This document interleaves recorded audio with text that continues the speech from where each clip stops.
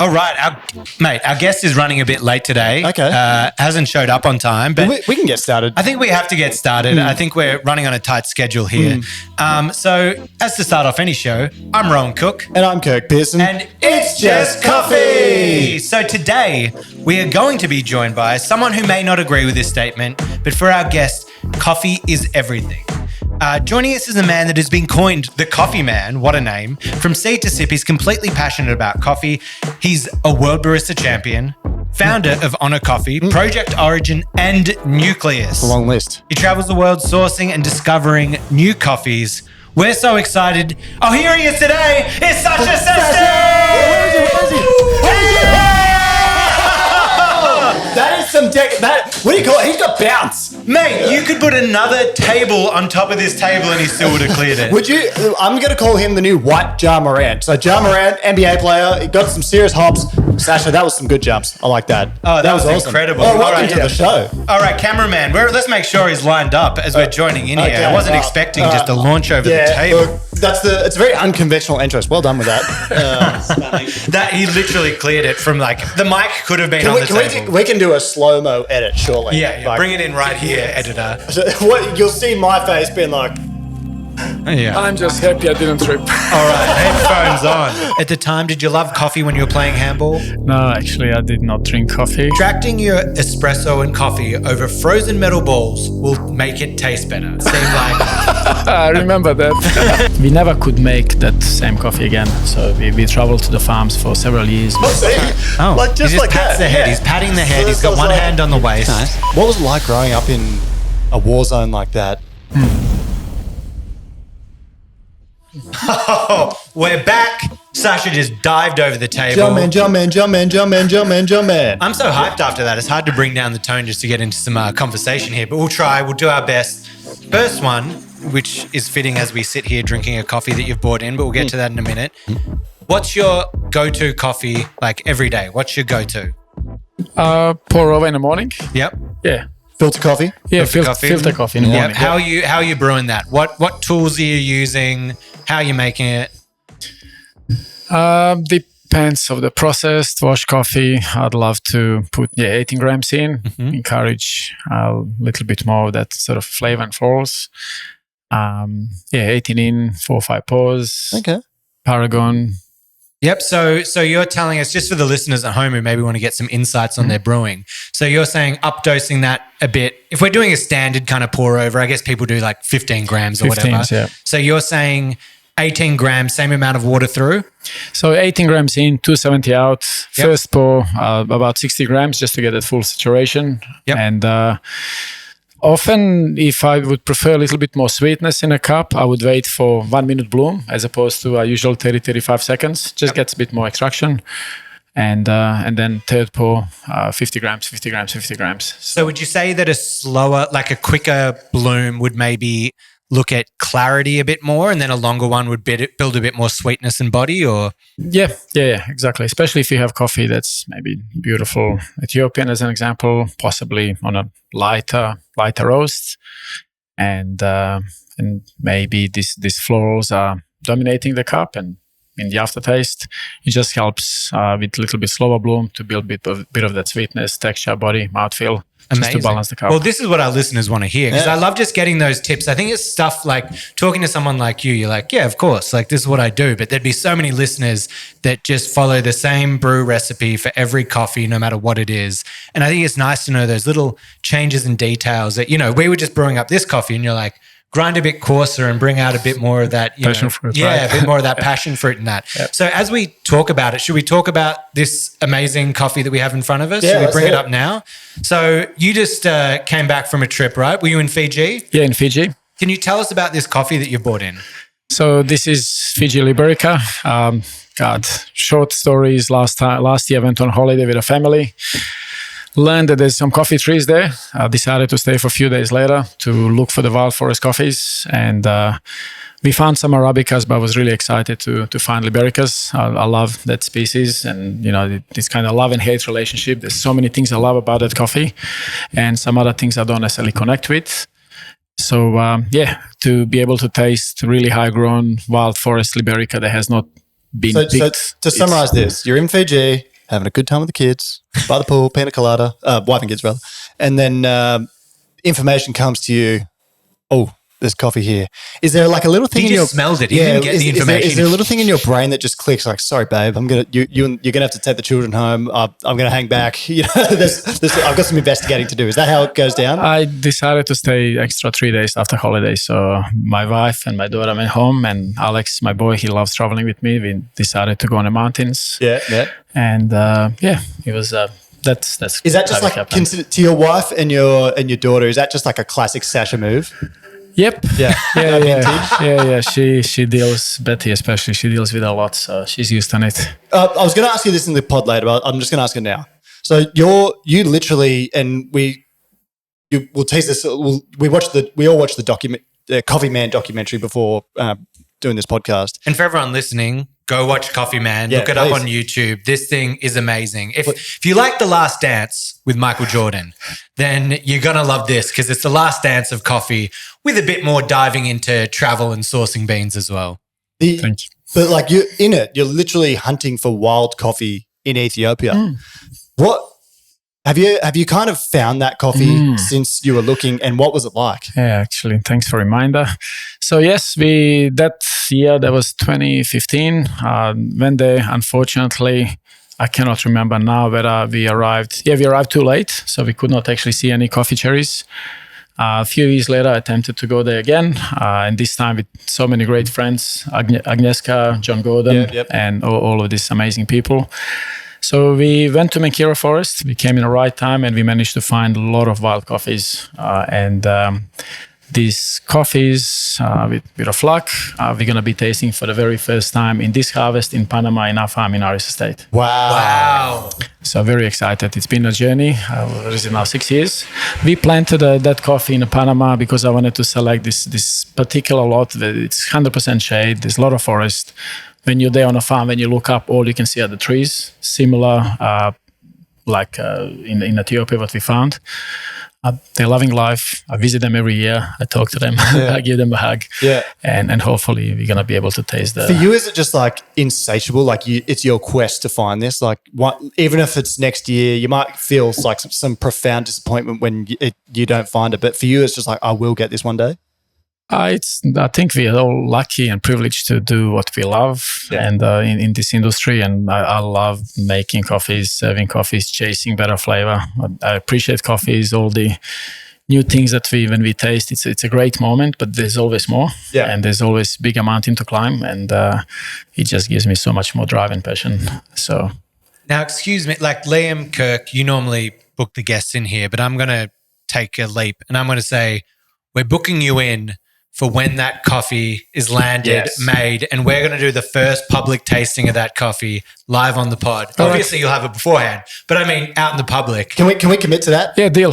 We have a deal. Shake it up. I like that. We have a deal. An exclusive. It's just absolutely. coffee. And I just wanted to quickly ask on the wild coffee and that idea of things. Now, when you just find coffee growing randomly out, wildly going, is there differences? Like what happens from that stage to it being farmed? Okay, so when we went to this forest, it's when you look at a coffee tree, the stable, it's like this thick. So I've never seen coffee trees like that. And the Arabica trees, they're like 15, 20 meters tall. And so it's, when you look at a tree, you would not think it's the coffee tree. It does not look like coffee tree that we know it. They're a lot taller, aren't they? They're so much taller, and there's actually no branches for first 5-6 meters. Wow! So tree. Luckily my friend here, he's very skinny, and so we could sort of lift him up. And I've seen you jump. You could just jump and grab a few jumps. So it's completely different, and even the cherries, when we were looking at them from exactly the same tree, like when we were pulping coffees and getting them ready for the seed, and we put little seeds in front of us. Some seeds on the same tree, they kind of a bit more rounder shape, a bit oval, almost like Eugenioides. Other trees are a bit more longer, kind of like these longberries or Harar coffees. And some beans were like round, kind of like a ball, but not this classic peaberry, like completely round. It sounds like just this hotbed of different species of coffee. And even on the same tree, some cherries are super red, other ones a bit orange with some stripes. Right. similar to this And Colombian. all the different styles that are kind of growing in that one tree, Yeah. do they actually have different flavor profiles in We the way don't that know. they're growing? We We'll don't know. find So out. because when we picked these coffees, I had two choices. Hey, do I want to drink this now? Which I was so tempted. You're so close. You put it in a roaster and you can taste. Whip out your little portable roaster, roast it on this. But yeah, we made a decision that we would love to have these trees to go to a few other countries in Central America and be a little bit patient and see what it tastes like in 5-6+ years. That's awesome. And investing in the future. And I cannot wait to be able to try those coffees. So well done Same. with that. Thank you. I'm going to take us back a little bit now and kind of get into some of the stuff pre-Sasha getting into coffee. And I think a lot of listeners and people who have watched the Coffee Man documentary, they may or may not be surprised by your upbringing and how you escaped war-torn Yugoslavia at the time to Serbia. Yep. And then kind of had to move. So what's it kind of, I guess within the context of the way the world's going right now, it kind of feels like there's a lot of angst and animosity in the world. But what was it like growing up in a war zone like that? So for first 12 years of my life, 11, had an amazing childhood and great friends, family. Everything was amazing. I come from a mixed religion parents. My dad is Orthodox. My mom is Muslim. And we lived in Croatia at the time. So it's kind of not the best place at that time to be there because there was a war. That first one that started was Yugoslavia, Serbian and Croatians. So we needed to pack up our suitcases and go. That's what it was. 2 years later, we went to Bosnia. A couple of years later, war started in Bosnia between Orthodox and Muslim. And, that was hard. Yeah. I've got my mom's side family and they're sort of looking each other through the shotguns. Your own family members? Yeah. Wow. Yeah, and obviously that's the situation because in Bosnia you have so many mixed marriages. It's just what it is. That's when many marriages were broken because some people decided to pick the sides and then where they come from. I'm lucky that I have best. Dad is my idol and best people. So Dad always wanted to protect his own hub. Yeah. What's most important for him, which is his wife, my mom. Yeah. And my brother. So he tried to put us in that as safe place as possible. We moved to village, lived a very quiet life for 6-9 months, just under 12 months, no electricity. And when there was a situation that we needed to leave because my brother was turning 18, I was 14, so 3-4 years of the war. So would he have been conscripted to fight? That's what's happened, and my dad as well. And we decided that we want to leave. We don't want to take part of that, so we went to Serbia. Yeah. A few years later, there was a war in Serbia with Serbian and NATO and all that stuff. You've probably seen it on TV. And that's when my dad said, "Well, that's enough. We gotta get out of here and protect the family." So Absolutely. Once you have your third move, you're like, okay, Australia it is. I guess hearing about this from you now and considering the current discourse that's going on about, immigrants across the world, really, it kind of makes me think it's like a lot of people that listen to this podcast will have a multitude of views on it all. But at the end of the day, people just want to live in safety and, you and your family get that and look at the opportunities you got and look at what you're able to do by moving to another country. And like, you just think about all the talented people out there that are living in a situation like that now, but they don't have the opportunity, and there's a lot of the pessimism and quite negative discourse around them. Exactly. My parents have been an example that we have so many amazing people, no matter where they're from or color or the skin or whatever it is. Yeah, and as Australians, we can say you've made a huge contribution to our country and the world and to the coffee industry. So like, what a success story that is. And it's like, what a fucking way to start this podcast as well. Yeah. Like, that's, we started hot and then I don't know. Yeah, this is the great thing about this podcast. We can go from diving over tables to really serious issues, the click of a hat. But we have to take a little trip back to the childhood. Like hearing a bit about you, Feels like you were a little bit of a troublemaker, head of a whippersnapper. head of a childhood street gang. And when the postman would come to your front door, you had eggs out on the porch that you'd peg at the postman. But then it feels like this energy was kind of put in towards sport at a young age, right? You were the youngest player in the Australian 2000 Olympics for handball. For handball, yep. Voted as the best player on the team. 6 months earlier, yes. Yeah, 6 months earlier going into it.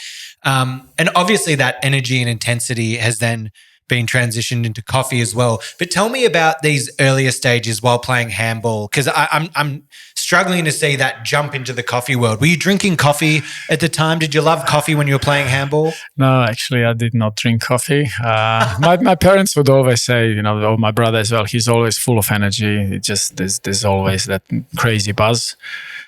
And I loved being outside. I was, before war started, so lucky to be able to grow outside without video games or videos and just be there with the friends and play soccer, we create our own little Olympic games.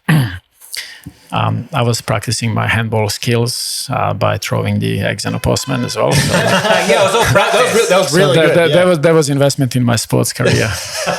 So from where, obviously had immense success in handball, and I kind of have this belief that sports is such a good thing for every person to participate in, even if it's just a side hobby, because it can really accelerate you, those teamwork aspects and things like that. But I'm wondering, at what point did you decide you'll transition from sport to hospitality? How did that? Yeah, that was probably a dark period for Sash, maybe darkest. As a kid, my goal was always to be high professional handball player. That's what I wanted to do. I woke up every morning with that in mind and trained since I was 14, 15, trained twice a day, even though during the war, I had a huge support from my parents. And when Olympic Games finished, as you mentioned, Sydney 2000 was amazing and challenging. It was a big roller coaster, high and low. I walked into Olympic Games as a MVP, best player in Australia. And first game I did not play. So we starting the very first ceremony. I'm about to go and play, and coach did not put me on. Later on, of course, I realized, okay, well, we're not going to win that game. It's not as important. I sit on a bench, it's fine. But being young and eager, you put your life into that dream. And the first game of Olympic Games as MVP, you're sitting on a bench for first half. I was frustrated. You're young, and that energy I could not just shake it off during the Olympic Games. And just clarity, is that to protect you from injury? You're thinking so from that game? What was that choice? Well, never got into it, and actually that coach did not necessarily do his best job tactically. It was nothing to do that there's a problem between myself and a coach. Maybe tactic that was just not to the level that it needed to be. God knows what it was. I guess as a coach and mentors, we also need to communicate very well with our teams. So I just found it hard. And the following game, even though my brother was playing Olympic Games with me and he's my mentor, and in handball, he's always been that wiser one, I simply could not shake that off. So rest of the Olympic Games, game by game, I was at the bottom and slowly I was climbing up. By the time last couple of matches came, it was a lot better. But I had the big opportunity to go overseas, to play professionally. I did not do very well in this tournament. And then for 2-3 years, there was a bit of confusion. What do I do? My plan was to come here to Australia, receive the citizenship, play Olympic Games, and go back to Europe and play professionally. So in the meantime, I fell in love with my beautiful wife as well. So 2000, she was due to, she was in Australia for a few years. She was due to come back to Australia after being in Macedonia. So that needed to make some decisions. What do I want to do? At that time, we were not married. And if I go overseas now and look for the clubs, I want to be with Betty. And so for 2-3 years, there was a bit of dark age. What do I do with my life? And I've been preparing myself to play handball and go professionally and go to Europe. But then I have this woman that I love so much, and she's came from Macedonia to Australia for me, and I could not expect her to go with me to Europe. Very, very dark, very confusing times. 2003 came, I played World Championships, play absolute blast, best games of my life, became a bit mature, calmer. These situations could not shake me off anymore because I can control myself. I cannot control other actions. So I learned a big lesson, which I apply, today in my work. And fifth highest goal scorer in the first group. Australia made the best ever tournament ever. MVP, all of that. Huge offer to go to Qatar, and I said no. And the reason I said no is Betty was pregnant with Anna, and I would not be, I did not really want to be traveling with her baby. I slowly started falling in love with the coffee. That's when we opened the very first cafe. So I hanged my shoes and I said, this is done with the handball, trying to be professional sportsman and fully immerse myself in the coffee. Wow. I mean, what a tale of going that. And it's such an important thing especially for younger people out there with those major decisions in life. Obviously, there was something that you'd worked for your whole life. I'm assuming with your mindset, that would be, I can imagine how hard that was for you to give up. But look at what you then channeled that energy into. You took it on. And now you're have contributed some of the most to coffee out of anyone in the world. Thank you. Yeah, but I think, sport is amazing. It's a blessing that I've done it. And as you mentioned, growing up with a sport, we learn so many lessons. We can't learn this in school or in university. Like that camaraderie, like being there for your teammates. They're all things that transitioned into a great workplace. So that's... And just getting a little bit into that transition. So you found a spot. It was a bakery, and you just bought that, and that was your introduction to coffee, knowing nothing about it. Prior to that, I've done hospitality in TAFE, and sort of very practical. And I really fell in love with doing coffee in the TAFE and wines. And but I also decided, hey, I've got a baby on the way. I need a real job. As opposed to pretending that I'm sportsman and professional in sport, because I'm not. So I always loved hospitality. That's always been in me, that, one day when I retire from handball, when I play Olympic Games, when I'm professional, I will buy myself a pizza shop and a pizzeria, and this is going to be my thing, where we right? are right now. Do you want to buy this one? There you go. And I would kind of dream about that. So that retirement came a little bit early at 24 years old. And so I thought, well, I'm diving into hospitality. I worked in the clubs, fine dining restaurants, functions, like 4 or 5 jobs in the same time. And the goal was I need to find that click. I did not know what click, but sort of what can I go deeper with. My wife told me, hey, you have 5 jobs, you're not settled. There's in this bakery, they're looking for baristas. I said, yeah, I'll give that a go. And literally within 2 days, I said, well, this is what I want to do. I dropped all of the other jobs and I jumped into it. Is it anything like me? The reason I think one of the reasons I fell in love with coffee, because when I started, I had no idea. When I was a barista at first, I didn't even drink coffee. I was just making it. Same. And then I started to have milk and then go to espresso. But this thing in me of like always wanting to get better, I was like, every single coffee I made throughout the day, I'm like, this next one can be better. This next one can be better. Absolutely. And I just fell in love with that drive of making it better. And then that community of taking it out to someone, watching them be like, this is the best one. You're like, exactly right. Honestly, I don't know if anyone would listen to any of my other podcasts with that question. This is the answer. So I probably don't need to repeat because it's word by word. Exactly the same. I did not drink the coffee, and my drive was to keep making it as best as I can. And the big award was, wow, they come on a bench and said, that was really nice today. Pooh. That was my food, and still is. Yeah. And now it's no, surprise that you then, as you started getting into coffee and getting into specialty, started competing a lot. To everyone, as we said before, this is a World Barista Champion sitting at our table here. What was it that drove you to want to compete? Obviously, the competitiveness, but is there anything more to like the side of coffee in the industry? So when I started competing, unlike with a sport, it's very different, because when we compete in a sport, you're competing against other people. And no matter how hard you practice and how hard you do, you can just go and miss that penalty in the last second by this much, and you sort of there's less things that you can control, because you cannot control the opponent, goalkeeper. You cannot control your teammates as well. But in a barista competition, you control so many variables, and it's all on you. And for me, that was a bit of relief, because if I fail, I fail, which is great, and it's not failure. I can learn, I can get a feedback, and that's exciting, and I can just go there and improve it. As opposed to in a sport, sometimes you lose, and there's so many other circumstances.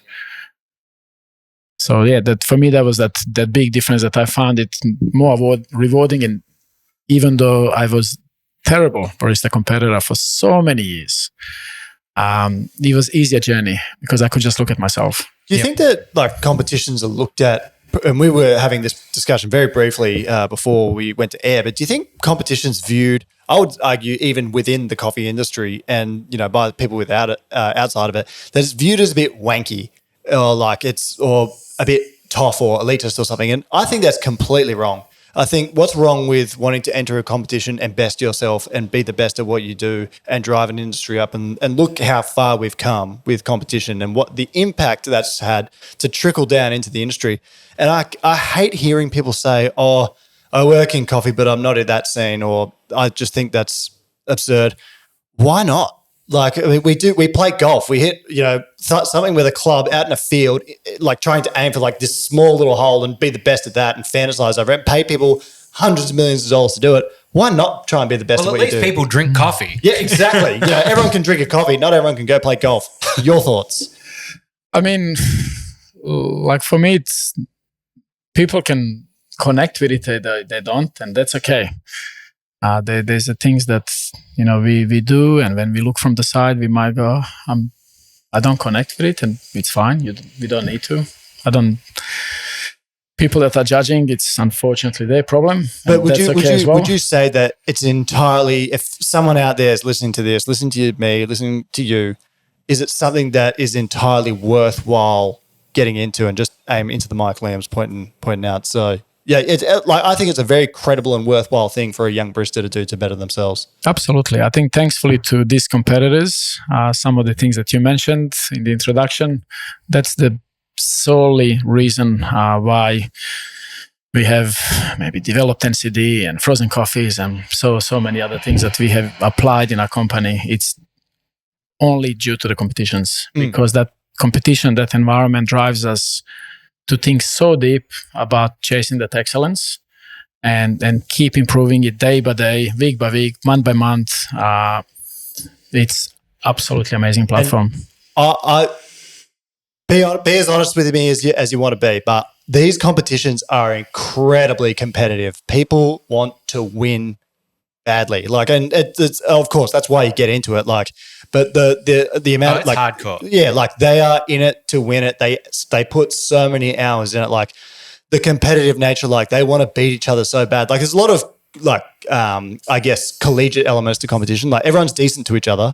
But behind closed doors, yeah, of course, everyone really wants to win. It's very competitive. I mean, you look at Sasha when he was competing, he basically like drove himself into the ground from like not eating and drinking and just caring about this competition so vigorously that the night before his semi-finals, he's sitting in the hospital with a drip in his arm, barely able to walk.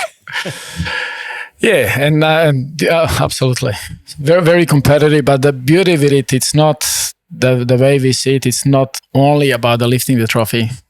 Like when regardless, we win competition, we don't. When we compete with the true values to ourselves, when we dig deep in ourselves, we can look back and say, wow, 4 months ago, I was here and now I've developed to this such a high level as a person, as a professional. And that's what it's all about. For first couple of years, especially, if I can say, if someone is thinking of competing, it's not necessarily, hey, I want to win. I actually would love to use this platform to have the opportunity to better myself, to understand my weak points, my strong points, to network. And pursuant to this, I'll add before we get to the next question, but I think we want to grow the competition in Australia.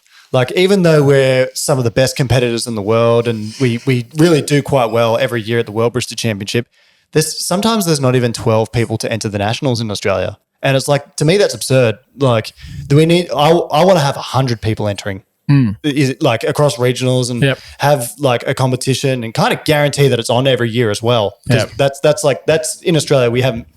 Let's be honest, we haven't been able to do that. Would you agree? Yeah, exactly. And like we all evolve, like who we were and what we were thinking about a coffee 5 or 10 years ago, it's different than now.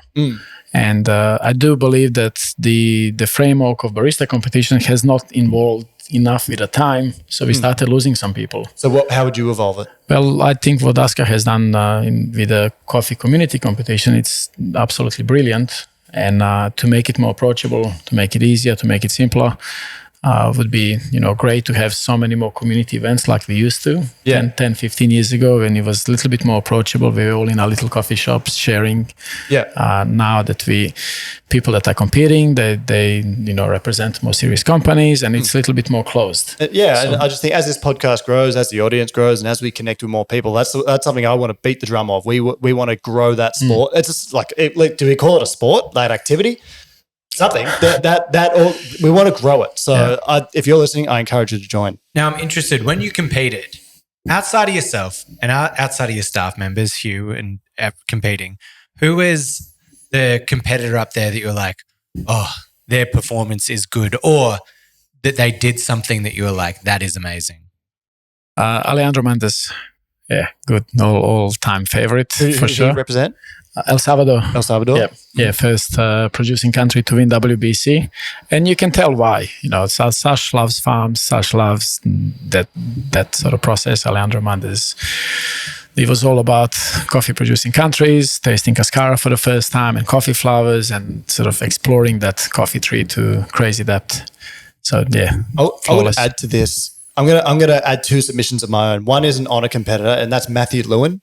He did a routine about ultra low freezing coffee that really changed my life in a lot of ways. Like I went on to freeze coffee because of what he did, and he was long story short, he was freezing coffee at below negative 80 degrees, and it pretty much stopped all activity. So you 100% preserved the bean. So he had months old coffee, and he's putting it through. And obviously he didn't win, but I think it's the best non-winning routine I've ever seen. I was just going to say before, the best thing that I love out of these competitions is when you see things that then affect the entire coffee community coming out of it. Not the winner that was there, but an idea that was hatched that then comes down and goes across it. We've seen people, we've got the frozen bowls, we've got the Paragon, we've got it wasn't born there, but we've got a lot of the combs and distribution things coming out of it. EK, absolutely. All these things that have trickled down. I'm not sure if it was in the comps, but outside of freezing coffee to store it, then people are doing different things. Well, like, should I freeze my coffee before I grind it? Should I heat up my coffee before I grind it? All these different ideas. And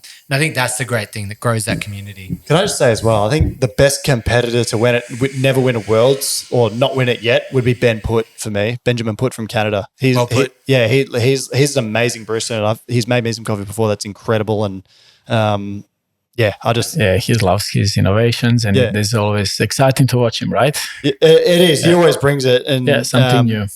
He really inspires me as well. I want to move on to get back into like the producer side of things. And one thing about what you do is, and you and Kentaro Maruyama live this lifestyle that I want to live one day, where you just travel around buying coffee.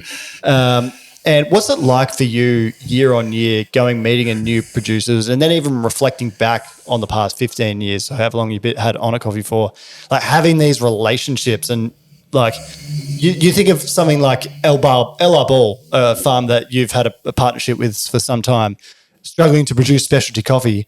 Now they've produced coffee that, even Hugh Kelly's used in competition before. I remember when he used that. How do you look back on all that? It's amazing. Yeah. Creating these beautiful friendships as a base and foundation, trust with us, and looking back and, as you mentioned, seeing where El Arbol was. We had a big dream, and that dream was to, hey, let's use this farm as a platform so we can see how we can elevate on a low altitude farm, cut him over varietal, and how we can transfer that into specialty coffee. Was Riverdale Estate the first farm you had a direct partnership with? Talana Estate. And that's in India? In India, yeah. And that's amazing story as well. Like when we look coffee, in these moments when we talk about farmers and relationships, coffee just becomes a fuel for the vehicle that's driving somewhere. And then driving somewhere is like, when I look at Talona Estate, I think of the childcare center, I think of the electric fencing, I think of the initiatives we have done there. Yeah, and I think relationships is something I sort of harp on about a lot in the podcast. And I always say, if you've got a good relationship with your rep as a business, that rep will look after you better. If you, like, relationships are worth more to you than really like a cheap deal. Like, it kind of pays you off better. Having that good relationship over time, it just pays off in so many more ways than money really can, right? I mean, our coffee industry is based on relationships, right? And there's so many hands involved. And if we can have all of these hands to be connected and work together, it just makes it a lot more meaningful. But you also, as a business person, you have higher chances to guarantee that success and win a cup. And one thing that kind of I was really saddened by during COVID, and sorry if this brings up bad memories for you, but the loss of Diego Barona from Gilberto Barona. Gilberto, sorry, I'm thinking of his son. Yeah. But that was a huge loss for the industry, and I imagine a really tough loss for you too. Yeah, tough loss. Our team was with Gilberto Barona in 2020. They actually remember when Habib, our GM from PO, and some of our international partners and customers, they were heading back from El Salvador. They needed to be in quarantine. That's when the world changed. And so that's the last time we saw him. And two months later, he passed away. And he's got this amazing farm called Los Pirineos in El Salvador that produces some of the best Pacamara, probably the best Pacamara in the world, you could almost say. Absolutely. And some of the CM projects that you've had with him, I remember one year in 2019, I think, you produced some of the most amazing coffee. And like, this is part of life, I guess. And, without bad, there is no good. And even though we get to do all these amazing things, there's difficult things we have to endure along the way. Tough loss for the family, for us. Like Gilberto Barona would always say that coffee is industry of friends. I have his little sign, or little flag, the memorabilia in my office. Every time when I open the door, I look at it. I love the family. I had an opportunity to, during the COVID, obviously could not go there, but last year when I went there, I had the opportunity to go and visit and see his ashes and spend time with the family. And he's the man that is one of my inspirations. And I just honestly, I just hope we all remember him. And that's something that I really hope that it's like the way to sort of honor that is to remember him and thank him and enjoy the coffee. Yep. How did you, Rowan? Yeah, I was just going to ask, can you tell us a little bit about your relationship with Jameson Savage? How did that start? That's a funny story. I'll share some. I think everyone is going to laugh. When the world finds out about how first commercial CM process was done. All right, so let's go. So 2015, after I won WBC, I wanted to go to Panama and, to actually experience the best of Panama. So tasted coffees. Jameson was there and tasting some of the coffees. He did not enter his coffees, but he was there with the group. We started talking, connected on a personal level, and say, hey, I have a farm, blah, blah, great. Let's catch up. Following day, I went to his place for quick coffee, quick cupping session. And we spent next 2 or 3 days together. I remember one night he was asking me, what about this carbonic maceration? What is that? Obviously, we opened some wine, had a long chat. 1 o'clock in the morning, we were, let's do a cupping session. And we literally started cupping coffee at 1 o'clock. Oh my God. I said, Sasha, I'd love to do it. I said, yeah, let's set it up, but we need cooler temperatures. His bathroom had cool temperatures. So the very walk to the coolest room in the house. This will do. So you guys walk into a bathroom with 23 different samples of coffee. Then I explained to Jay, okay, this is how we do it. This is step 1. You need this. You need CO2 and blah blah. All the gadgets that we put in. And a couple of days later, he's sending me a photo. Bro, I got it. It's happening. I've put a very first batch. So Jay, this is in bathrooms. Yeah, that's the only place I have. So that was the very first CM we've done. The reason we wanted to do it, and it came from that need. because that's the year when I tasted his Deborah, and it was amazing coffee. One of the most beautiful coffees, probably 2, 3, 4 kilograms of harvest. Not many people have tasted it, but he also was managing back then Morgan Estate, geisha farm. And his wash, Morgan Estate, was tasting okay, 87, 88 points. And when we have a geisha that's at 88 points and cost of production in Panama is so huge, even though they're selling these coffees for maybe, 10, 15, 20, $25 a pound back then, they're actually not even breaking even. They're making a loss with these prices. So I wanted to see how I can help him throughout this process to add a little bit greater value to that cup of coffee. Hopefully with the CM, we can turn this coffee into 90 plus. And we did, and that's when we started going really crazy with the whole cherry CMs, and obviously Hugh Kelly and Sammy introducing it, in the Worlds in 2017. So fast forward to now, you and him actually are in partnership with the farm together that you mentioned earlier. I think Iris. Yep, Iris Estate was the adventure we started together in 2017 or 2018. Yeah. And that's now commercial. Might just wait a second for this to pass by. We just got They always set the fire truck. Well, the fire truck's here a little too early for the hot takes. They'll be in a little bit. Yeah, just relax. It's about half an Calm hour. Down. But so now you've been producing commercially of Finca Iris for how long now? Yeah, this is our third harvest. I remember the first one actually. I've had a harvest. I've drank coffee every year. Right. And right. It gets better and better. Thank you. Yes, it does. We've noticed that with the first harvest. I know when Mary Lewin was Australian Barista Champion 2019, and Jay brought we had like 200 gram production of our geisha trees. And he goes, bro, I'm going to bring you to Boston. I have only 50 grams, 100 grams. We're going to drink the first one together. I say, oh, amazing. So we're there in Boston. We're grinding the coffee. We're tasting it. And coffee was insanely sweet, but that's all it had. And we're not talking to each other, but we were so disappointed that it's a geisha green tea that needs to have a florals and then these complexities. And it tasted like insanely sweet coffee with 80, maybe 5 point. But then, following year, a bit more florals and on and on. So I believe we're going to see the best harvest in Iris this year. Rowan, I'm jumping to number 10 over here. Go for it. So you're probably most well known for being the founder of Ona Coffee, but you've got other wings like Project Origin and Nucleus. So just explain to people what you do with those as well. So Project Origin is a company we founded in 2014, green bean company. The heart and soul and purpose of our company is to work with the producers, elevate the coffees, the crops, and buy the green beans and sell and distribute to the roasters. As a kind of initiative there, this is one of the reasons we have 3 coffee farms for R&D. You can buy a whole range of CMs and whatnot. We have a number of stations that we partnered throughout Africa. Now Brazil as well, and our goal is that if there's opportunity for us to add value to this coffee, this community, this farm, that's when we go deep, work with them on our post-processing practices, all the way from picking till the cup. And now you're into Nucleus as well, developing tools. Yeah, Nucleus is an interesting one. We had a COVID for a few years, so we could not travel to coffee farms, and Sam, your little restless hands couldn't stop. You're like, I got to do something. So Sam was obviously doing a lot of work with a link with the Cafe Logic team. Myself got involved in experimenting with the Golden Rocks and with the Hugh Kelly as well, practicing for WBC and then COVID was a bird child of Nucleus. So let's just get into this because there's a few of these tools that we're going. So first off, extracting your espresso and coffee over frozen metal balls will make it taste better. Now, this might seem like... I remember that. yeah.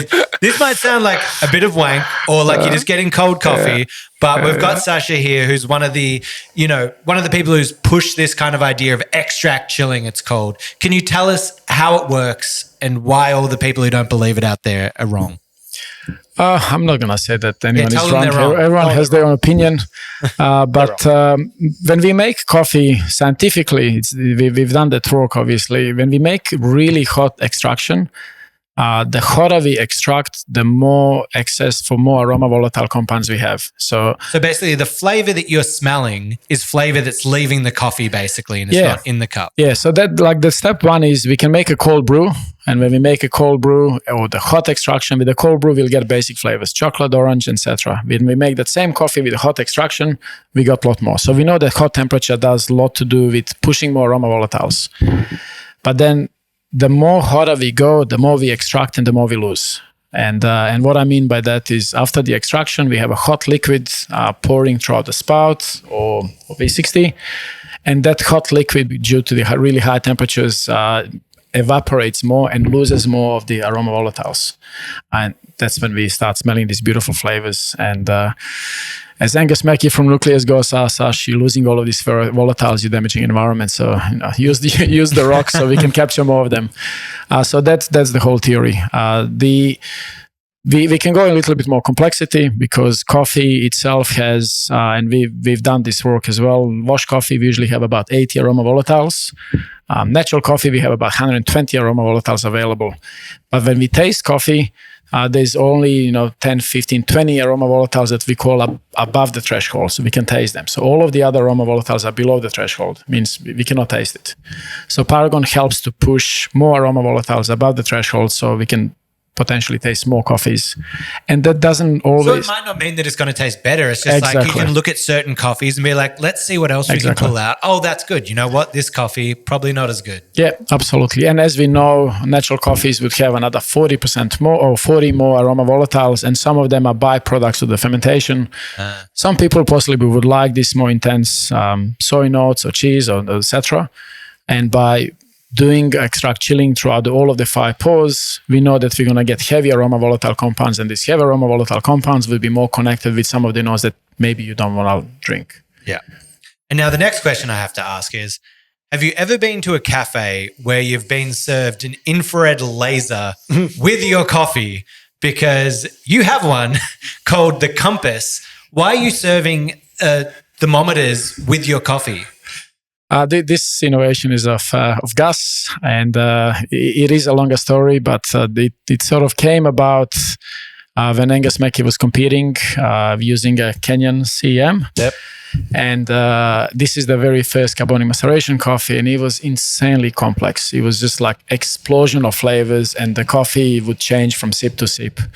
And complex coffee, confusing coffee, and we know that insanely complex coffee in competitions, that they might not be as friendly because they hard to explain, they hard for people to connect with such a big complexity.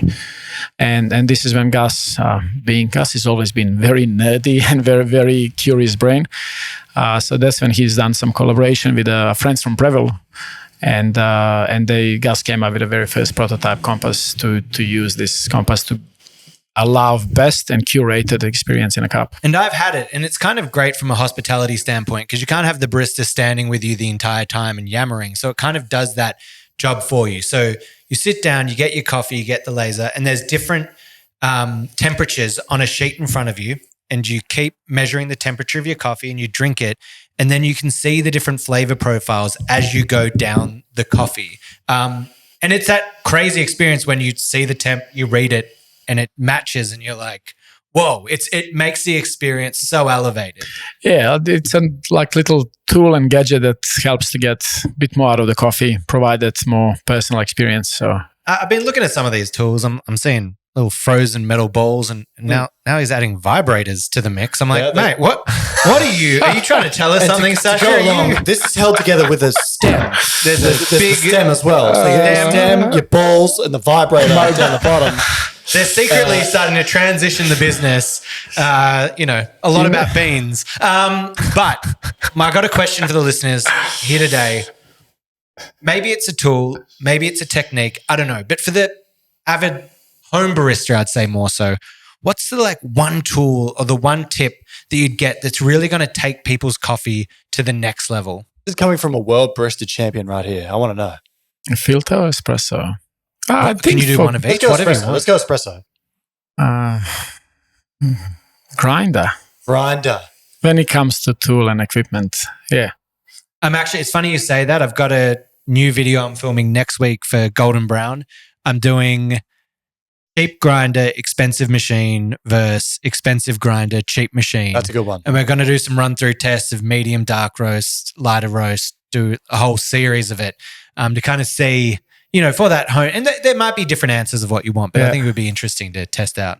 Yeah, grind and scale. That's it. Grinder and scale. Grinder and scale. They're the two investments, obviously.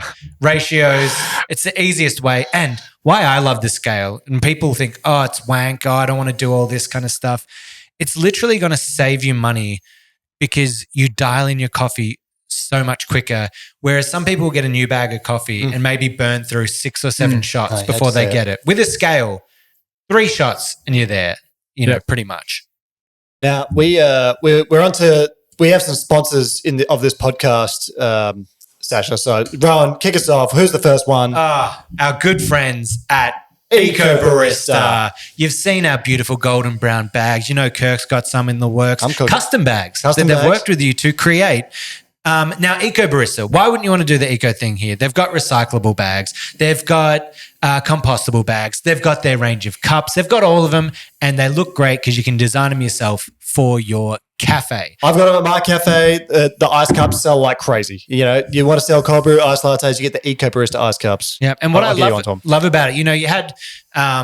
we were working with Reground the other day and they pick up the plastics, the soft plastics of these bags. And what Eco Barista are doing, they're using high quality plastics to make sure that they can be recycled and used again. So if you want to get Eco Barista for your cafe, just go to the website ecobarista.com.au and you'll get 15% off your first order. I was talking to a customer that came into my shop today. He was like, you know what? I've got a coffee business. Because of you guys, I'm going to Eco Barista. So it's working. Well, would you say that you're an eco warrior? No, I'm an Eco Barista. There it is. Yeah. And very exciting, hot off the presses. I've put this in front of you. He's got it. He's ready for this. Ready. Guess who's going to be podcasting live from the Melbourne International Coffee Expo? Mice? Don't say it. Don't say it. It's Rowan Cook. It's Kirk Pearson. And it's just coffee. This is huge. MICE is the only dedicated coffee event in the Southern Hemisphere. And we're really turning it up this year. We're going to have the best roasters. We're going to have the best brands. All these different things that you can see in Australia. MICE is revamping, baby. I'm loving it. Oh, they've got the Roaster Alley this year. And this is what I love about it. They've got 70 roasters lined up to be there. So when you can go, you can taste coffee from all the best roasters around Australia and try it out. That's what I want to be doing, sipping some coffees while I'm there. Well, I'm going to be learning from the brightest minds, tasting exceptional coffee and mingling with lots of people, of course. Yeah, lots of coffee pros, just doing business, But the great thing is we've actually got our own stand. So it's going to be the It's Just Coffee stand. You can come on down. We're going to be doing live pods. We're going to be doing our famous extra hot take with 2 sugars. And we're going to have coffee pros down there. So there's bound to be some extra hot takes. I've got one right now. Oh, you got a hot take? This is going to be awesome. MICE is coming back. We're bringing it back. Yeah, so make it great again.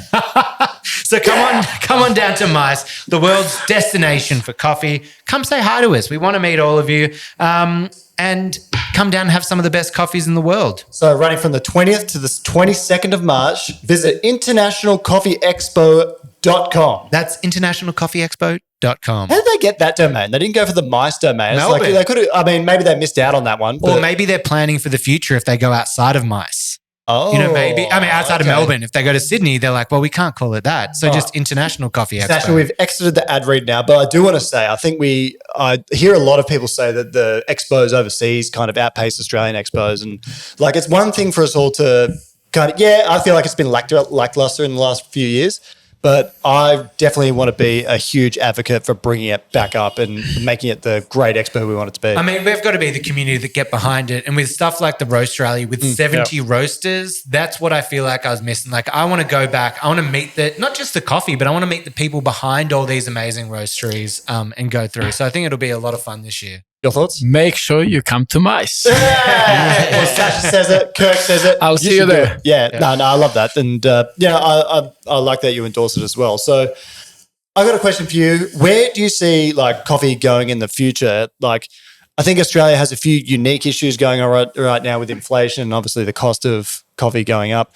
Where do you kind of see the industry going in 5 to 10 years at the cafe level? Yeah, wow. Well, I think trend internationally, what we can see and possibly in Australia starting to happen, omakase service. I think that's really, for me, it's always going to be small, we know. And just like what we were mentioning earlier, we have a fine dining in restaurants, and we can go behind the corner, have tacos that's just amazing. And I believe we finally, for our industry, I think it's important that we can go and present that coffee at a more elevated level. It's really important for us. We've all been baristas for so many years. For us, doing it for so long, when in our beginnings, barista roles has been extremely underappreciated. It still is not considered as a career, as the role. And being able to push that industry, push that service, provide greater experience would help to elevate that role. Similar like with Formula One, all of these people are investing so much into their brands, and that ideally filters in the motorsports. Do you think it can there can be such thing as a career barista in the future? Because we had Matt Perger on the podcast a few weeks ago, and we were talking about how AI will disrupt a lot of industries, and that gets me thinking. There are so many people that come to my coffee shop that work a different job that they hate, and I just know that if I could pay them the same as what they're doing, they would jump ship and change jobs to what we do. I think barista role needs to evolve. Yes, I agree. And robots cannot replace human touch. Yeah, no. And in the same time, we should not be robots. If we currently in many coffee shops, our roles are very robotic. And that becomes, I guess, boring. You don't connect with it. But the reason you started being barista is because you want to have that human touch, that interaction. And when someone says, "Wow, that was really good coffee," it makes you feel good. If someone says you smashed 500 coffees in 2 hours, I don't necessarily think it's going to make you feel as good. But when you can change someone's perception about a coffee, every cup, every moment, every day, if you connected with that role, that's your food, that's your energy. And that's what's going to help you to keep elevating these experiences. And the more you do that, then everyone in the entire industry benefits. Barista roles are here to stay. But we also need to make sure that our roles do not become redundant. And we need to make sure that it's our responsibility that we are evolving with the industries. And that's my thoughts. Maybe we need to have it. Maybe coffee needs to have their version of the sommelier. Or I know we have barista and that could be it, but maybe there needs to be a new title that we're going to invent that is that next level up, that it's I know they have head barista, but we need the sommelier of coffee kind of thing. Exactly. And that's the beauty with the AI. AI can help us to achieve that because the less repetitive work we can do, if we can use technology of AI to use the data board and the data to dial in the coffee easier in the morning, we have more time to connect with the people. And this is 100% the point, that it's complementary to what we do. And I don't want anyone to ever think or misconstrue that we would, as a podcast, lean either way. That's not what this is about. It's enhancing kind of both to make the industry better. I'm not pro automation to death, for reasons like you outlined, and nor am I pro just keep it manual forever. Yeah. So, and at the end of the day, we have a coffee shop owned by us, our group, Ona Coffee in Sydney. And if anyone has been there, we have a takeaway section, and we also have a coffee experience bar, actually 3 bars. Voted best cafe in New South Wales, I might add. Yeah, last we are. year. Congratulations on that. Thank you. Thankful for dream team. And so for us, it actually makes sense to do a lot more automation in a takeaway bar. It's very transactional. People have very, very fast, very consistent coffee, very easy coffee. So if we can simplify that operation, we can put a lot more energy into our experience bar and provide even better experiences. With these difficult times and wages and everything we're trying to manage. So the more we can rely on automation, more we can actually provide better experiences. And your team's doing a great job. Shout out to Bora, the manager there. She's amazing. I'm going to jump. I feel like we know what you're optimistic about. We've chatted about that. Yeah. I'm going to go into... throughout your career, I think, there's a lot of young people out here that are probably listening to this, or a lot of people in the industry that kind of look up to you, and we all go through hard moments. What have been some of the difficult challenges you've endured in your career, and how did you overcome them? Okay. So that's a good question. This 2010, I believe. 2010, Ona Coffee started in 2008 in a garage, in a little shop. At that time, I had a couple coffee shops, small roastery, small garage, probably 30, 40 square meters, with kind of small office training room. And Melbourne has been my inspiration for so many years. It's always been ahead of Canberra. And I would come here to sort of try coffees in a coffee shop, cup. I've had a chance to cup for the first time ever. Fell in love with the process. And I wanted to bring that experience to our team, about 30 employees. And so, roasted samples on my 10 kilo has guarantee. Somehow, I don't know. I'd love to taste that again. Printed all of the Cup of Excellence score sheets. I actually came to yes, that's right. I've done Cup of Excellence training in Melbourne, organized by Mark Dundon, an absolute legend. And I had all this energy. I wanted to share it with our team so they can connect and immerse with the coffee. So spend full day roasting, spend another day preparing coffees, cupping. Invited everyone to come for the session after work. And I invited one particular person that did not work for us back then. He was serving Ona Coffee, a crazy latte artist, Sam Cora. And I said, you seem interested in coffee. Would you like to join?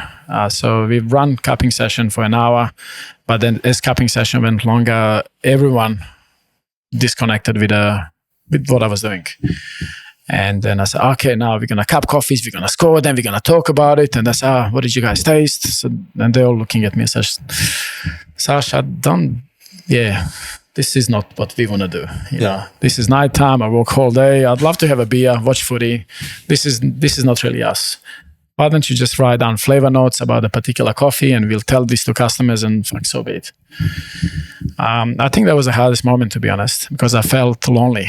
And when you feel lonely, it's difficult. It's tough because, you're the only one in Canberra that at that time you think it cares. And obviously in your head, you exaggerate. I guess it's hard to get people to buy into your dream as well.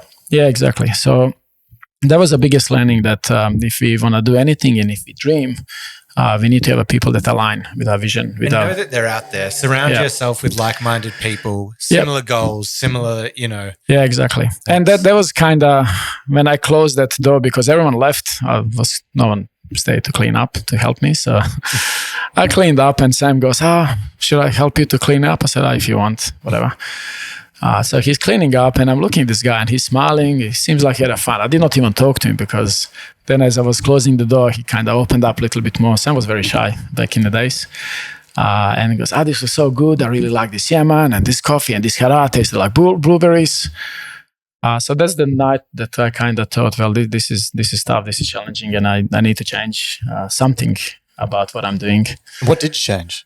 I decided to sell the shops. Because that did not work. I could not do it with that way. Decided to scale up and where I'm going to work and slowly start building the team. And I employed Sam following week. Yeah, right. Wow. So you kind of restarted, I guess you could say. You're like, all right, well, that was like one of the biggest realizations for you. So you kind of cleaned out shop and built it again. I wish I had your gut. Sorry to cut you off. I wish I had that gut. That it feels like you just have an instinct in you. Like when something feels wrong, it's wrong, and when it's right, you know what to do. Yeah, it was tough. Growing family, 2 kids. Alex was sort of a couple of years old, Hannah was 6, 7. Huge mortgages for business. So it was tough to sort of manage because sometimes we are trapped in the work because we need to do it to support. We managed to get out of that mess. Not soon, but took a while, and start building that team of people. Since then, you've traveled all sorts of places. We were just talking about how much you're traveling and planning to travel this year. Over the years, I want to know, irrespective whether it was on a cupping table, an espresso, a filter, whatever, what are the 3 best coffees you've ever had? Yeah, this... Tough question. Not like God. Okay, top 1 definitely 2021 Eugene Otis campaign. We worked on that coffee for a year and a half, and wow, it was. I've got to come clean here because I've roasted Eugene Otis on this podcast before, and clap back at me right here, right now if you like. And I've spoken to Matt Winton about this on its own. I think I'm just the type of person I simply cannot drink it, but when it's blended with things, it really does accentuate coffee. Yeah, and that's kind of one for the world unfortunate thing that not many people have tasted Yugoslavia in that form. And as I mentioned, worked on it. Things have this particular lot. It was only 4 or 5 kilo production that we had. God knows what happened. There was none of this big nose that you don't like, insane fresh pineapple and papaya and mango, and we never could make that same coffee again. So we traveled to the farms for several years. We've done processing with them, and it just never has been. It was the like same. a God harvest. Yeah. So that's number one. So that's number 2? one.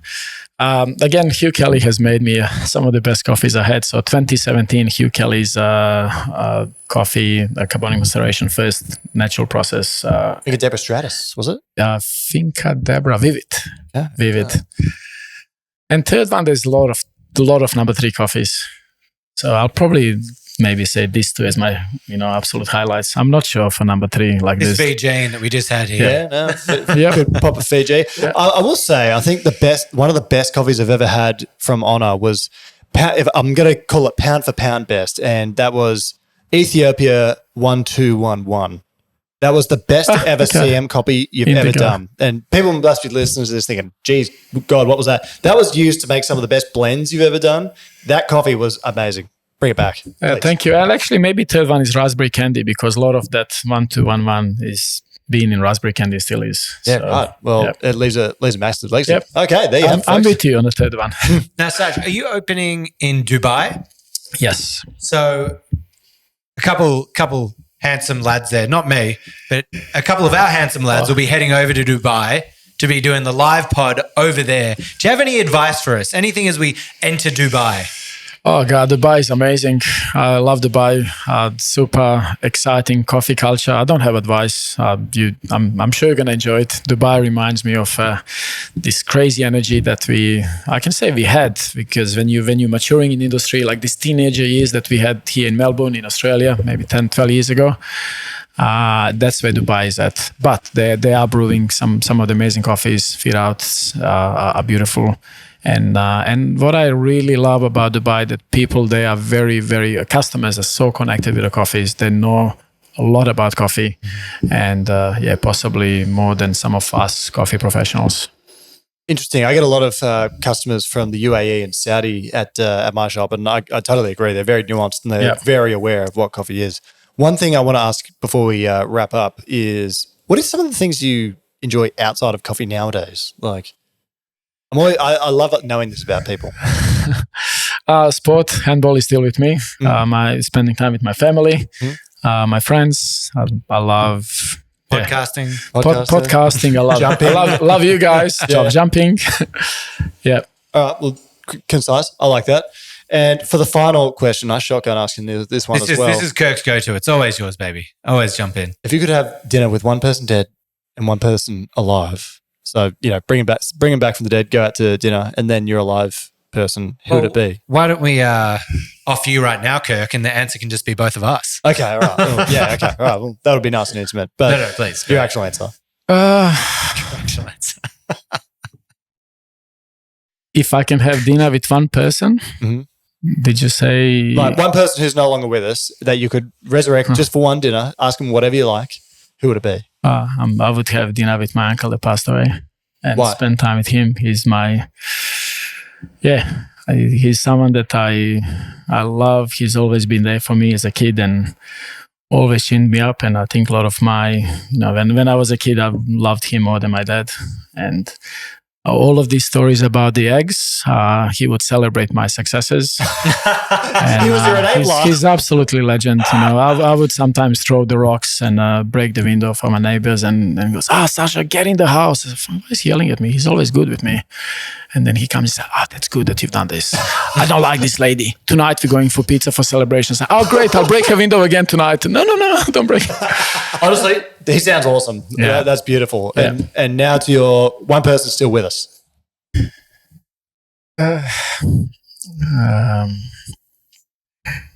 Like a famous person. I don't know. It could be Michael Jordan. Patrick Mahomes. Of course, he's probably not as much liked here, but definitely Novak Djokovic for me. Novak Djokovic. See, we got to address that because I think the way Australia has treated him has been disgusting, frankly. And I'm very serious here. Like when we deny, I actually just made an Instagram story about this morning, being enraged about it.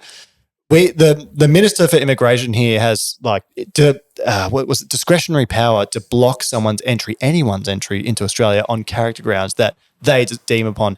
And we blocked Novak Djokovic a few years ago, which I think was wrong. And like the way the news covered the tennis this year was like just disrespectful to a champion. So yeah, I agree with you. He's a legend, and I'd quite like to meet him. And I imagine a lovely guy as well. Yeah, I don't know, but yeah, he's one that definitely love to have a dinner with. Get a little steamy talking about Nova. Get a little hot. You're getting a bit heated up there. But I think it's time for an extra hot take with 2 sugars. We've got full circle. He's just like this gimmick. These guys. I've come around to just the extremely slow and moody song after our thing. I'm back. Yeah. We've talked about needing something hyped up, but I'm back to liking just having this. It's a hot take with 2 sugars. Who wants to start us off? You, please. Oh, all right. This is spicy. Holy shit. I don't want to get.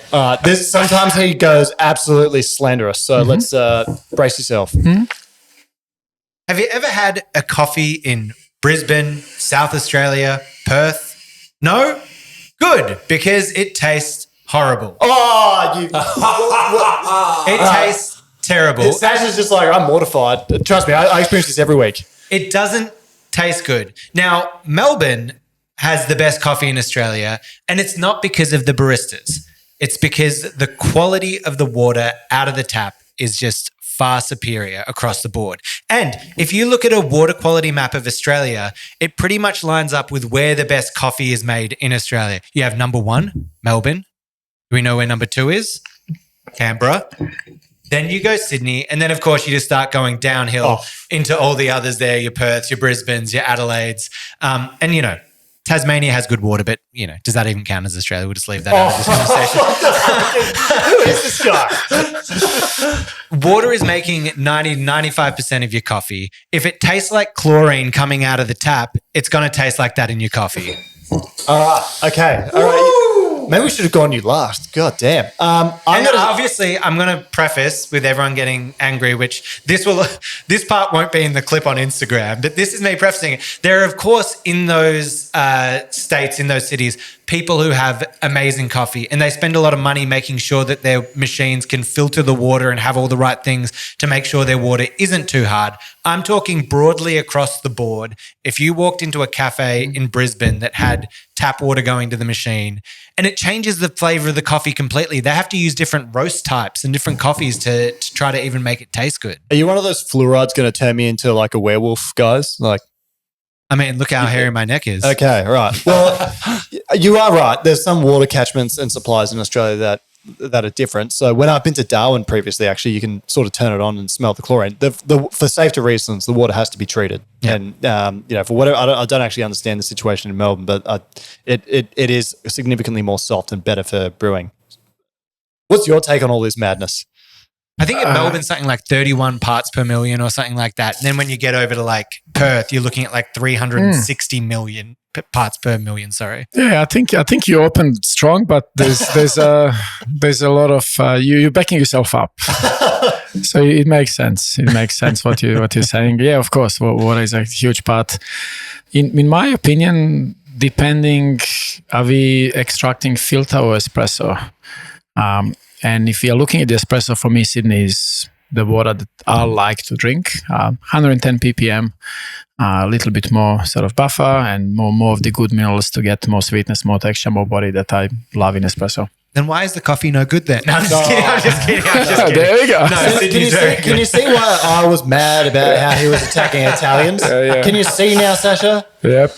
I'm not attacking anyone. It's just water science. But that's super interesting, like looking at the water, like you saying Sydney having more buffer. It is interesting looking at like what's in there. It's funny as we start looking at, obviously there's Apex Labs who are doing the different mineral concentrations to add to your coffee and that kind of thing.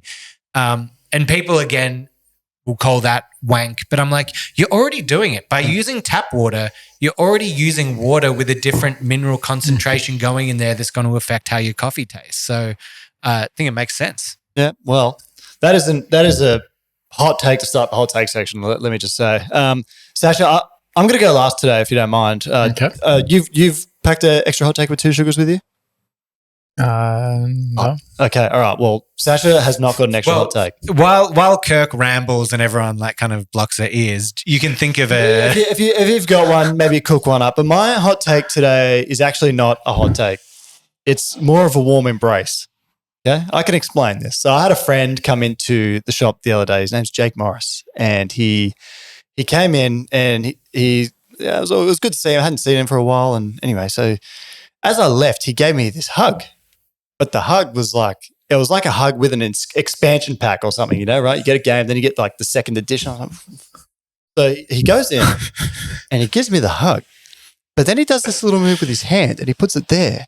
It's kind of like you're on the back of your head. Yeah, on the back of the head. So he's a tall gentleman. So can I demonstrate on you? Yeah, okay, he's tall gentleman. What did I hear? Tall gentleman. I thought you said tall gentleman. Take your headphones off just for 1 second. All right. So I'm going to pretend I'm a short king, but I'm going to pretend he's here. And all right, so you go in like this. So no, you stay down. So I'm going to pretend I'm the tall guy. So come on, give me a hug. Then he goes like this with his hand. For those listening, Kirk is currently. Like he just pats the head. He's patting the head. He's got one hand on the waist. Nice. Do you want to go? I would love so. Come here. So I'm going to demonstrate here. So it feels good, right? It's like this little bonus. It's like you buy the extra bonus. Yeah. It's like the extra fries in the bottom of the McDonald's packet. So you go in. Yep. Just, feels so nice. Where is this going? It can't be somewhere good. The technique. I had to come on and talk about it. He gave me that hug, and I'm thinking, Jesus, like what? It was like a lot. I was like, what's that you're doing with your hand? And what are you fucking laughing at? I'm just trying to figure out where this is going. It felt great. Yeah, well, that feels good. It feels really glad I got Sasha's support. Yeah, it felt really held. So comforting. Very comforting. Yes. Incredibly comforting. Thank you, Kirk. You're up to something. I know you are. We're up to nothing. What do you mean? No, I know. I see that look in Liam's eye. He's pointing down there. He's throwing him out there. No, I'm looking back there because I thought I'm going to get I know you and you come in with a hot take that's a warm embrace and I feel like I'm about to get whacked over the back of the head by someone. No, you're not. The idea of it is that you're is Sam? Anyway, go on. I feel like I'm about to get ambushed by. No. I don't know. Sasha, what's going on? Are you in on this? Is this part of you? No, Kirk. This is honestly we got prefaced before for the listeners. Kirky really warmed us ready for a warm embrace. And my question to you is did you feel uncomfortable or did you like it? Well, it was quite good. I thought, Did you ask for another hug or? Yeah, I was like, do that again. Yeah, I was like, you. I was like, exactly. It's just awesome. just one more. Try if you're outside, if you're listening at home. It must be nice. I don't think I've ever been embraced like that in my entire life. I'm just saying, Jakey Morris in very. Would you like a hug or? Sure, if you want to give me a hug. Yeah. No. Oh yeah, no, okay, just go. No. Okay, yeah. Actually, I agree with you. Him. No. All right. Pardon the language. He wants hug. I will remember you. All right, now my phone's vibrating out of control. Oh, come on. Kirk, he wants hug. I want a hug. Come on. I think that's fine. I think that's fine. It comes up. Yeah, like this. Yeah. Now tell me that doesn't feel nice. I'm going to use your mic. Tell me that doesn't feel nice. That feels good. Come on, Pete. Yeah. Yeah, you should try it. Whatever your bit is, you've given up your element of surprise. No, what are you talking about? There's no bit. You were the one doing this. You wouldn't let me know what your hot take was going to be, but I warned you, Kirk. This was the most cold and warm hot take I've heard you bring to the event. I think you set yourself up because you got suspicious that we conspired against you, but we didn't. We went along with the bit for the warm embrace. This is where Kirk and I just stand now. There's just so much skepticism about who's trying to get. I got flicked before a podcast the other day in a very special area that didn't feel too good. So now I'm just suspicious. I'm just always on edge about what's going to happen. Yeah. We need more of these hugs, to be honest. We need to bring you back we need to be safe in this podcast. I'm still touching my head like I've got like a sign up here. But it was nice though, right? Yeah, it was lovely. like you get the hug, then it's the little bonus. And it's like, I think we should normalize it. So what are we doing? Putting it out there to the listeners that the next time you see a friend, see a good friend, Give them go a up to warm them embrace. and give them the hug. It's like one arm around the body and then one just behind the head. Yeah. And you have to hold it. It's got to hold for like 5 seconds. Oh, I'd give it 3. 5's probably like crossing the threshold. But if you go for 3, so like, What do you reckon about a little bit of a tickler? What about a little bit that's of a creepy. finger? That is way out. That is What way about out. fingers? You know, like those, what are those Yeah, little it's not one of those like little head wire massage things that things goes like over the that's top? conducting electricity. You go in, you go for a little warm embrace, out. Like it never happened. Well, Sasha, I think you have your next innovation in coffee. Screw serving coffees with laser thermometers. How about you just put down the coffee and just give the customer a little Hug. hand behind the head, little cuddle. A little ergonomic The warm device. embrace really emphasizes the blueberries in this Ethiopian. Sweetness, the warmth. Absolutely. Yeah. Well, anyway, that's my That's my one of the warm weirdest embrace. ways to end a hot take, but it was beautiful and it feels nice. Yeah, it was good. It was good. We can't do hot takes every week. We record this all the time, so I just wanted to bring something different. I thought the audience needed to know the warm embrace.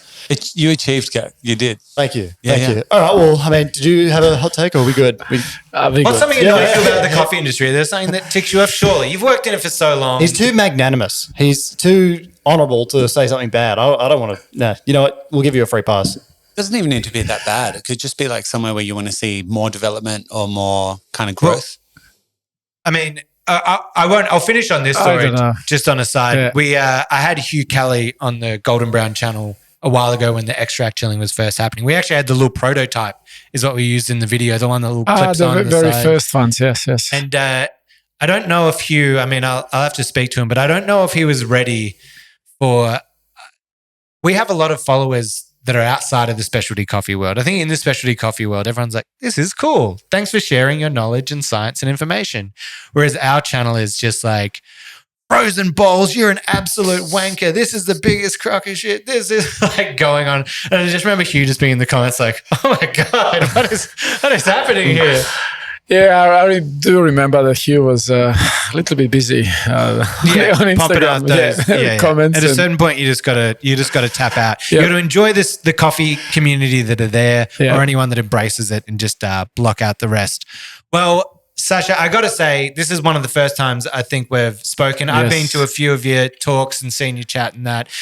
Always looked up to you. What a big get. When Kirk messaged and said you were going to be on the pod, I was so excited. And can I say, doesn't disappoint. I love your passion, your drive, what you've done for the community. Thank you so much for a great episode and coming down and blessing us with your time. Thank you so much. I love what you guys are doing. Yeah, thank you for having me here, and absolutely follow your work. Keep up doing an amazing work, and looking forward to seeing you This was again. years in the making, by the way. I've been pestering you for years to interview. So Yes. It was as soon as he heard that you joined forces with me, he was like, I'm in. Yeah. I'm in. As with most people. But I'm going to say, Ona, where are all the shops that people can come and find your beautiful coffee? I think starting point on a website. There's quite a few shops around Australia. It's so easy to find. They're all there. And your flagships, you got Melbourne, you got Canberra. Melbourne, Sydney, Canberra. Yep. And if people go in there, what's the coffee they should order? Raspberry candy. There we go. Okay, so- raspberry candy. Go in to your local Ona, get the raspberry candy and see how damn good it is and why this coffee is elevating the game all around of Australia, all around the world. Thank you so much for joining us. That's all. We're going to be at MICE. We're going to be World of Coffee Dubai. It's Just Coffee is going global. If you want to hit us up, go to hello@itsjustcoffeepod.com. And you know what else would be really helpful? We've had some great reviews coming in across Spotify, across iTunes. Oh, well, what is it now? Just podcast. Go leave us a nice review. We would love that. That really helps boost us up there. We're seeing some great numbers, but if you're loving the show, please go and do that for us. We love hearing from you. We had a lot of people reach out with really lovely messages after our emotional coffee break the other week.